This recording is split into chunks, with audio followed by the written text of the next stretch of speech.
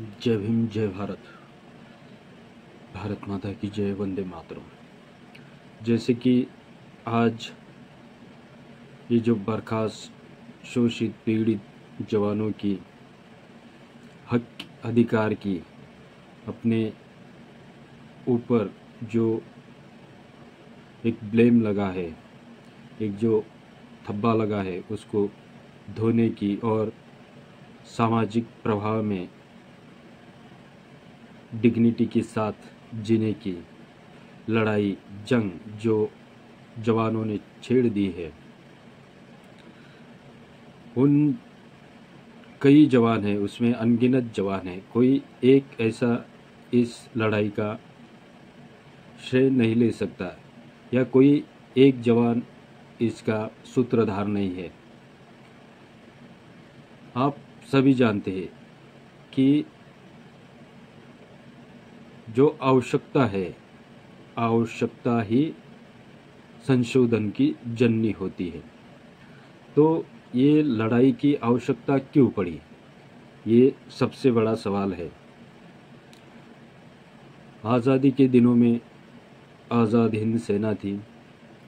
उसके बाद हमारे देश के जहाल मवाल और क्रांतिकारी सेनानियों के बहुत सारे ग्रुप थे, बहुत सारी संगठनाएं थी।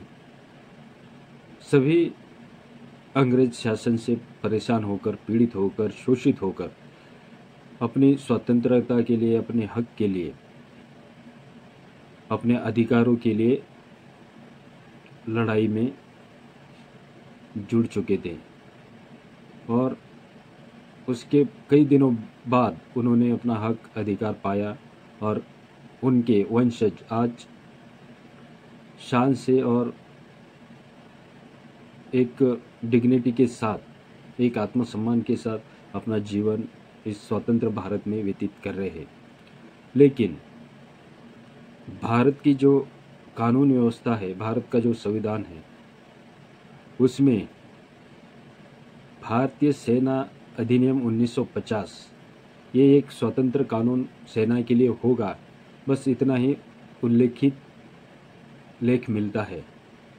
जैसे कि संविधान सभा की ड्राफ्टिंग और उस पर की गई जो बहस है, उसके ऊपर जो टीका टिप्पणियाँ और जो अधिवेशन राउंड टेबल कॉन्फ्रेंस हुई है, उनमें बहुत ज़्यादा सोच विचार, एक दूसरे का आक्षेप और प्रश्न प्रतिप्रश्न, पक्ष विपक्ष और कई सारे नेताओं ने, समाज सुधारकों ने, क्रांतिकारियों ने, मतलब जो भी वो संविधान सभा पर जो भी चुनकर गए थे, उन्होंने मतलब बहुत सारा विचार मंथन किया। लेकिन उस विचार मंथन में ऐसा जिक्र कहीं पर भी नहीं मिलता है इतिहास की पन्नों में। शायद आप किसी ने देखा होगा, सुना होगा, पढ़ा होगा, लेकिन ये जिक्र कहीं भी नहीं कि भारतीय सेना अधिनियम संविधान सभा द्वारा बनाया गया है। ये भारतीय स्थल सेना अधिनियम 1950 जो एक आयत किया हुआ कानून है, जो गुलाम देशों में लागू किया जाने वाला कानून है, वो आज हमारे देश में वही लागू है और उसी के ऊपर हमारी प्रशासन व्यवस्था कायम भरोसा करके चल रही है, मतलब एक अंधे इंसान की तरह।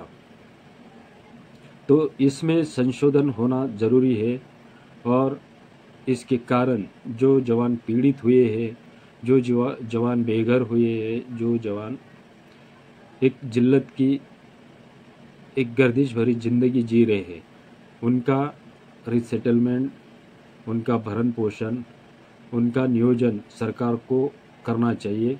और ये जो आर्मी एक्ट 1950 है, उसमें संशोधन करना भी निहायत ही ज़रूरी है देश के लोगों की और अखंड स्वतंत्रता की सुरक्षा के लिए। हाँ, तो हम इस विषय पर जा रहे थे कि जो सेना की पीड़ित शोषित जवानों की जो लड़ाई, जो जंग आज चालू है, सरकार और जनता के बीच में, वो इसका नेतृत्व कोई एक नहीं, इसका नेतृत्व सभी वो पीड़ित जवान कर रहे हैं जो सेना से अंग्रेजी कानून 1950 द्वारा बर्खास्त किए गए हैं, और जिन्होंने उसमें अफसरों का और उस कानून के द्वारा तकलीफ कष्ट सहन किया है, और जो शोषित पीड़ित होकर आज न्याय की भीख मांग रहा है, वो सभी इसके जनक है। जैसे मोटा मोटी तौर पर जहाँ तक मुझे याद है तो ज़्यादातर जो बीएसएफ के तेज बहादुर सर है, उसके बाद कई और जवान सामने आए, उसके बाद जैसे सुरेंद्र कुमार साहब, उसके बाद ये जो हरिंदर फौजी, और इसको अंतिमतः एक जो लड़ाई का आंदोलन का रूप जो है, तो ये महाराष्ट्र के जो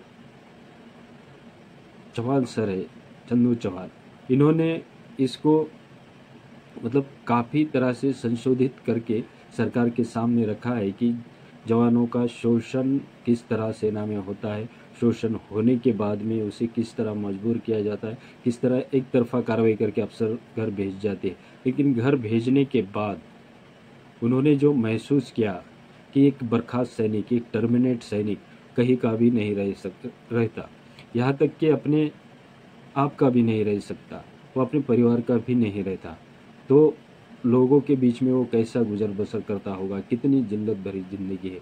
और उस पर उन्होंने आत्मचिंतन करके ये इस लड़ाई का एक मॉडिफाइड मॉडल आपके सामने रखा है, और वो उसी पर ही आज लड़ रहे हैं। और इसी तरह से इसी बात पर उनको महाराष्ट्र से और बाकी अन्य बहुत सारे राज्यों से समर्थन मिल रहा है, दिल्ली में, आगरा में, मतलब पूरे हिंदुस्तान में जहाँ भी उनकी न्याय यात्रा गई है वहाँ पर उनको बहुत ज़्यादा तौर पर पब्लिक का, अधिकारियों का भी सपोर्ट मिला है। आगरा में तो सीएमपी वाले कर्नल, मेजर, सिपाही, उनका भी समर्थन मिला, लेकिन ऑफिशियली नहीं, सिर्फ पर्सनली। तो ये लड़ाई किसी एक की नहीं, इसका सूत्रधार कोई एक नहीं, इसके सभी वो शोषित पीड़ित जवान इसके सूत्रधार है, इसके जनक है। बस इसी बात के लिए आप सभी देशवासी हमारे साथ, चंदू चौहान सर के साथ इस आंदोलन में शामिल हो।